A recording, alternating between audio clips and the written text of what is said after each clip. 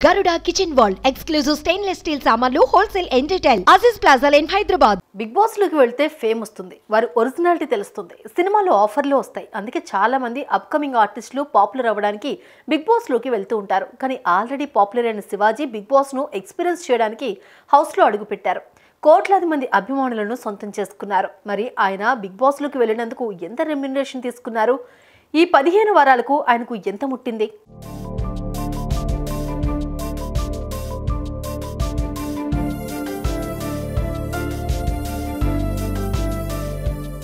Big boss house లో ఉన్నన్ని రోజులు కంటెస్టెంట్స్ కు రెమ్యునరేషన్ ఇస్తూ ఉంటారు. బయట వారి ప్రాజెక్టులు ఆపేసుకుని మరీ వెళ్తారు కాబట్టి హౌస్ లో ఉన్న వారికి ఇన్కమ్ సోర్స్ ఉండాలనే ఆలోచనతో వారికి పలానా అమౌంట్ ఫిక్స్ చేస్తారు. కాగా ఈ సీజన్ లో హై రెమ్యునరేషన్ తీసుకున్నది మాత్రం శివాజీనే.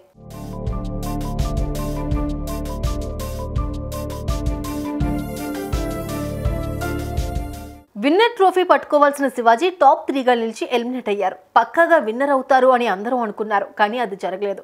దీంతో ఆయన ఎలిమినేట్ అయి బయటకు వచ్చారు. కాగా ఇప్పుడు ఆయన remuneration winner remuneration and prize money కన్నా ఎక్కువ.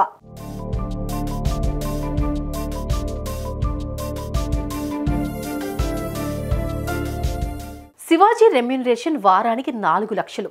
శివాజీ ఇంట్లో 15 వారాల పాటు ఉన్నారు. అంటే శివాజీ 15 వారాలకు గాను 60 లక్షలు సంపాదించాడు. ఈ లెక్కను చూసుకుంటే విన్నర్ రెమ్యునరేషన్ తో పాటు ప్రైజ్ మనీ కన్నా ఎక్కువ అన్నమాట.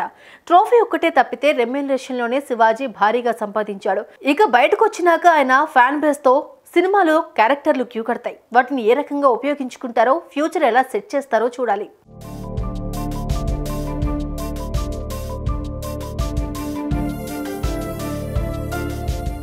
Shivaji never before ever after లాంటి కంటెస్టెంట్. ఆయన గైడెన్స్ వల్ల యావర్ ప్రశాంత్ టాప్ లో నిలిచారు. వారికి సపోర్ట్ ఇస్తూ వెంటే ఉన్నారు శివాజీ. ఆయన ఇప్పుడు విన్ అవ్వకున్నా చాలా మంది అభిమానాన్ని మాత్రం పొందారు.